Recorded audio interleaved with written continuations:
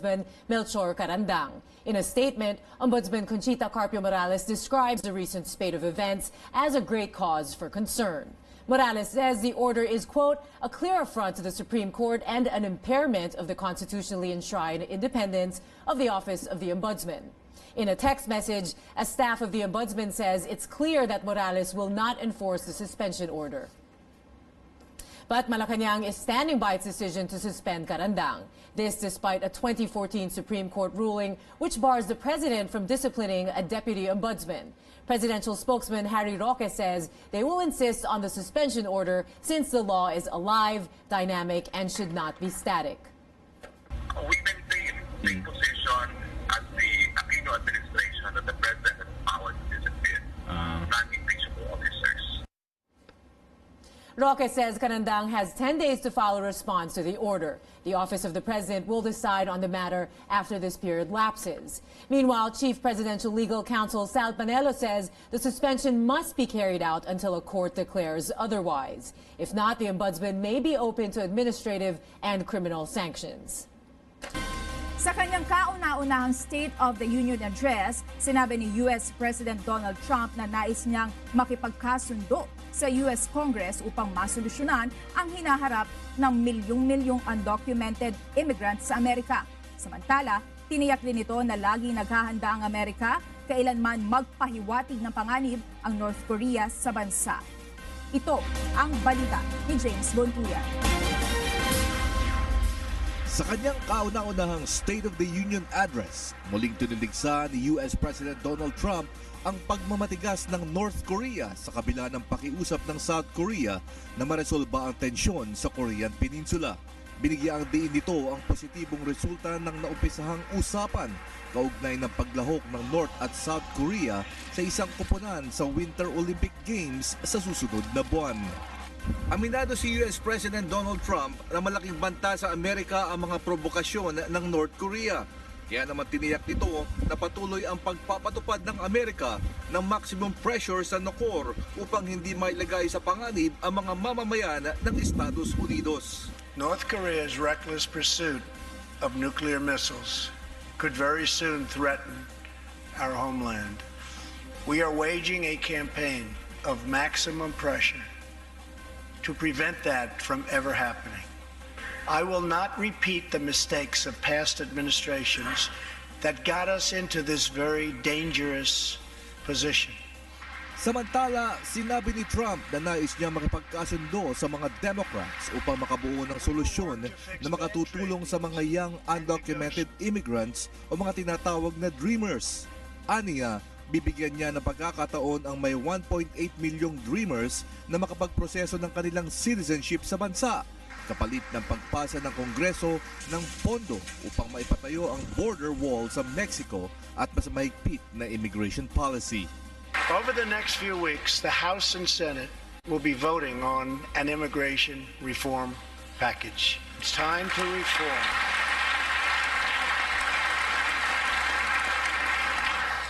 These outdated immigration rules and finally bring our immigration system into the 21st century.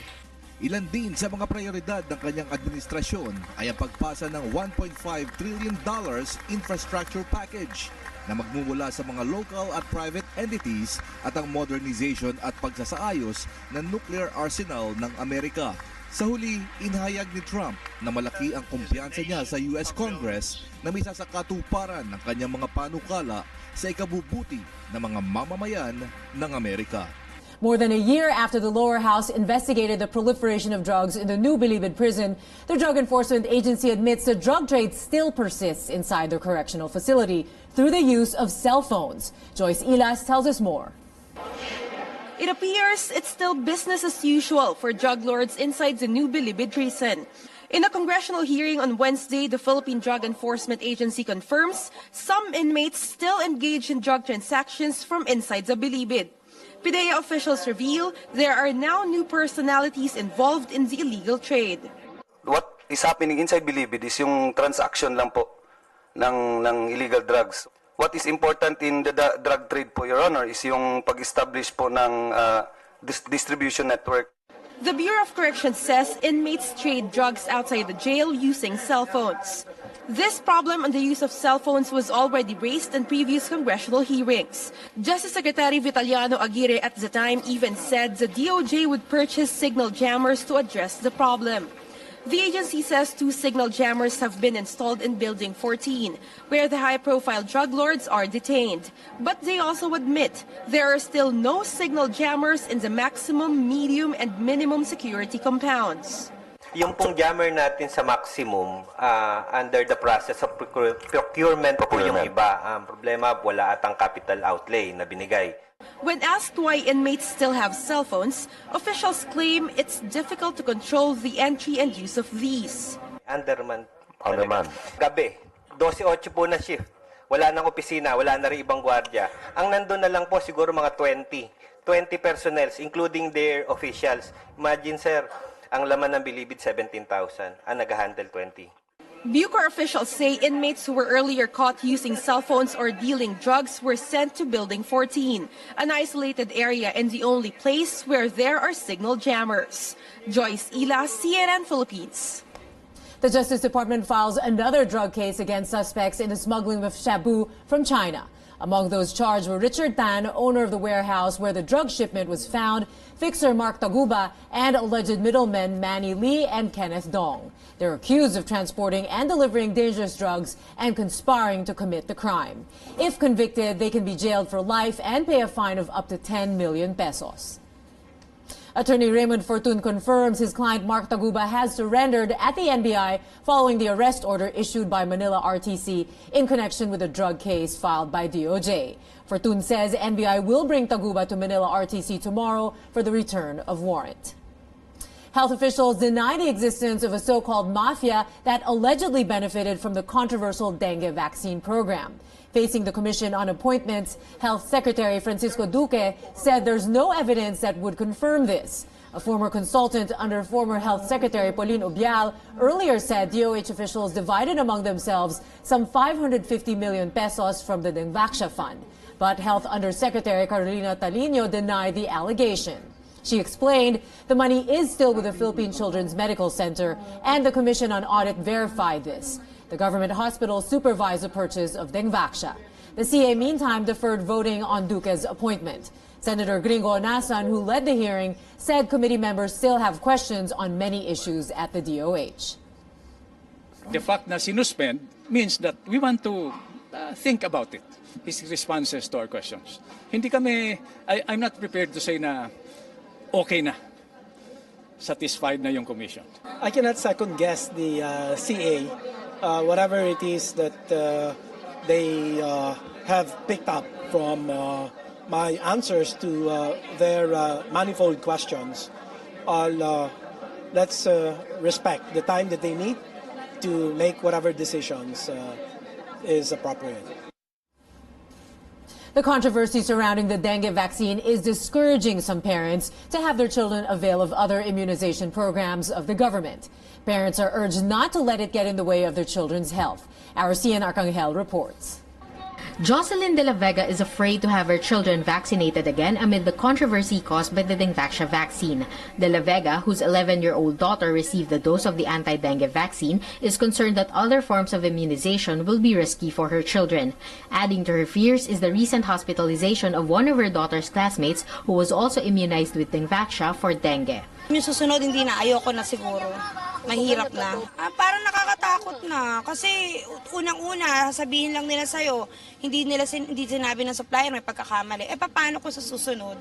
May mangyari sa anak namin. As the government deals with the fallout over the Dengvaxia controversy, health workers in cities like Manila deal with the reluctance or outright rejection from parents and children when offering vaccines for contagious diseases such as measles and mumps. Dr. Rosalina Roquetan, chief of the Manila Health Department's Division for Maternal and Child Health, says parents are even hesitant to have their daughters vaccinated against the human papilloma virus, which causes cervical cancer. Ito nga lang yung pagpasok lang ng HPV, testing the water kung ano ang ng health providers. Pagdating sa school, pass muna daw. In the Zamboanga Peninsula region, the health department reports 60% of school children in public schools were not dewormed because parents refused to give their consent. Tan says they are also having a hard time implementing the program in Manila. This year, there's a difficulty because some parents doesn't give their consent to have their children dewormed. However, we have some advice to do it in a subtle way because still some parents doesn't like their children to be dewormed. Health Secretary Francisco Duque assures parents there are no dangers to deworming their children. He adds the DOH will extend its deadline for regional offices to meet deworming targets, so there will be more time for an information campaign. So there's an assurance na safe. Yeah, it's safe. Oh, it's always been done for the longest time. Tan says they are considering asking DOH for a delay in the implementation of certain vaccination programs at schools later this year to address parents' concerns about immunization. But she hopes the controversy over dengue will die down soon so that parents will no longer fear having their children vaccinated. And sana pakiusap namin na wag nang madamay yung ibang bakuna kasi we don't want to see na after several years may mag-emerging na mga sakit na naman. Cian Arcangel, CNN Philippines. Nasabi na kasi kanina ng marami sa atin dito na I think they made the position that we have enough existing laws to address whatever... Pakilapit yung mic para marinig natin mas malinaw. Nasabi na kanina ng halos karamihan natin dito, nagsabi na their stand is that we have enough existing laws to protect the public from any abuses from of media. We in Vera Files reiterate the same position. In fighting fake news, we should be conscious of the danger that we would be coming up with measures that would undermine freedom of expression. We might come up with a cure that is worse than the disease. Fake lies are concocted to deceive the public. They confuse the public and disempower them from making informed decision. And the worrisome part of this is that most of the sources of disinformation is being perpetrated by government officials on taxpayers' money. And the number one source of fake news is the President Duterte himself. Vera Files as a fact-check project, we tracked falsehood being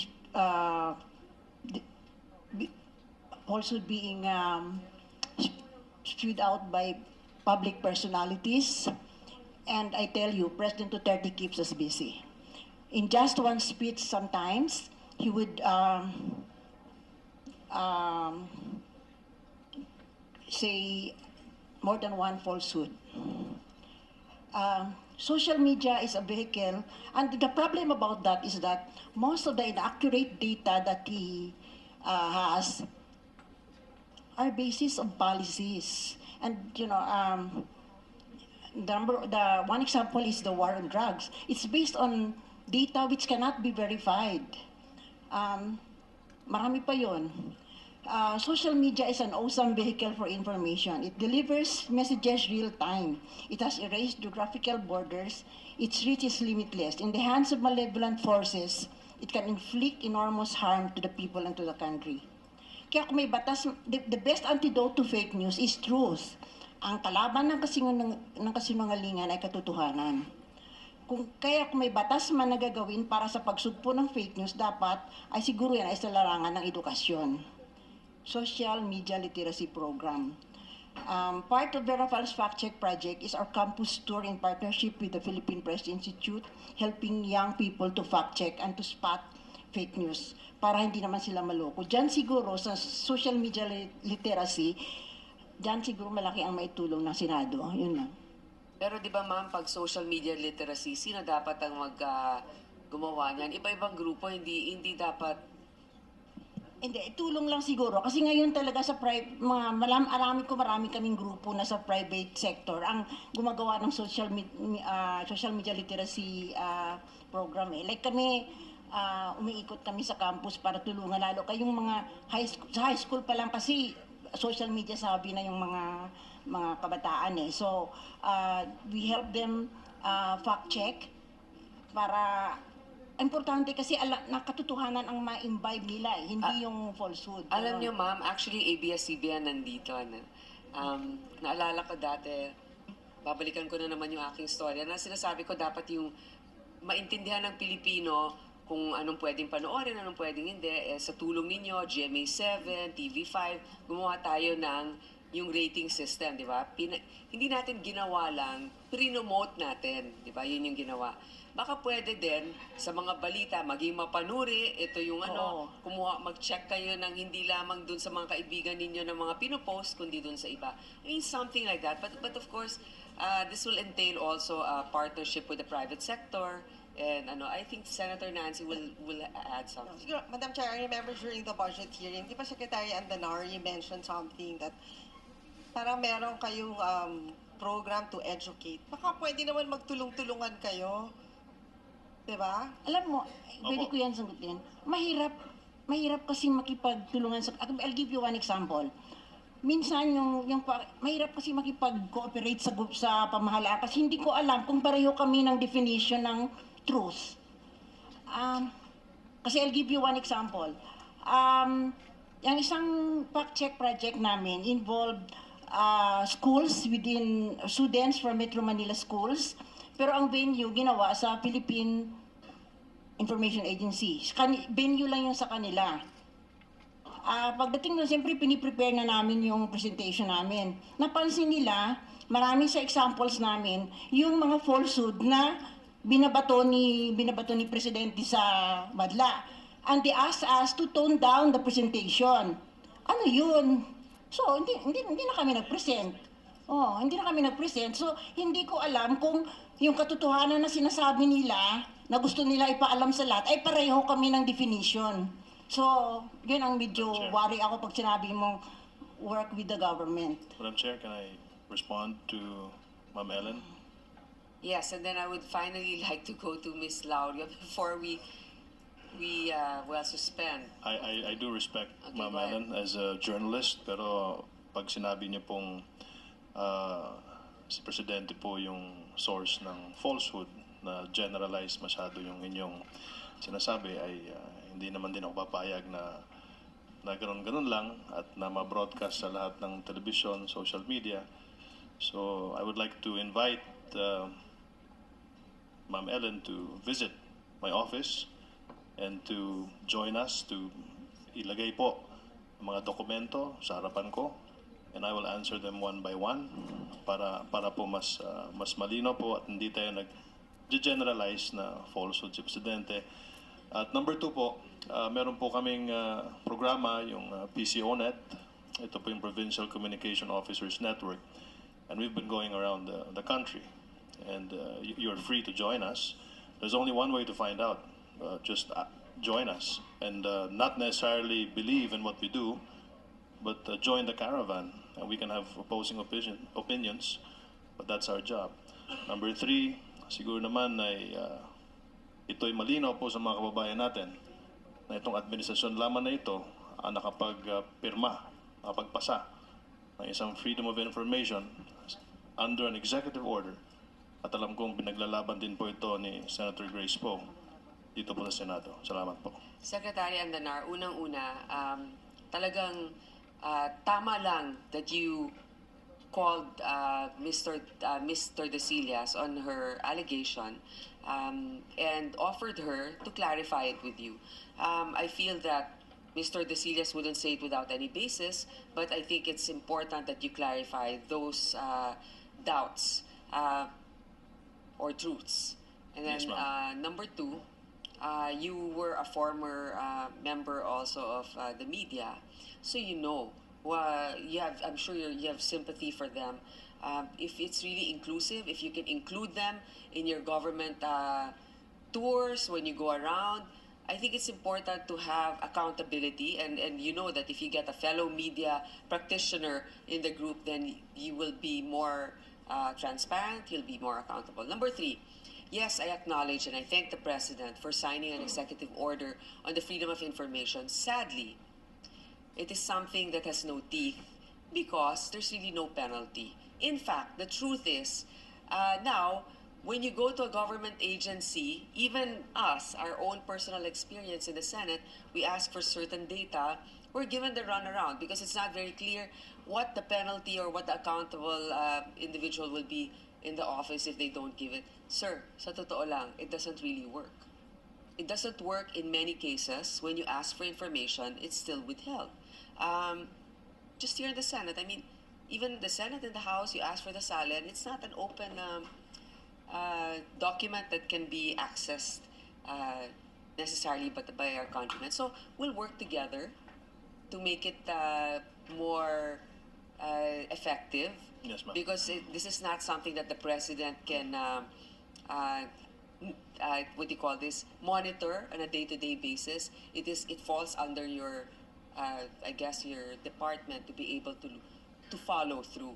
So let's check it, and then maybe to add more teeth, we should have penalties for those who don't comply. Kasi dapat yan 5 days, within 5 working days, and then at the most you can appeal to the next head of that agency, etc. It's not being followed, and I know that for a fact.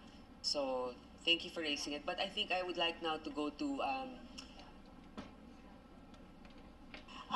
yung ano naman, documented naman lahat-lahat ng falsehood na sinasabi ni Presidente mula pa nung day 1 ng kanyang presidency. You can go to our site, nandun lahat yung fact check. Documented yung kanyang exact quote as against the accurate information na dapat. Sige, ma'am, mag-meeting na lang kayo, tapos ibigay mo rin sa akin para alam rin namin.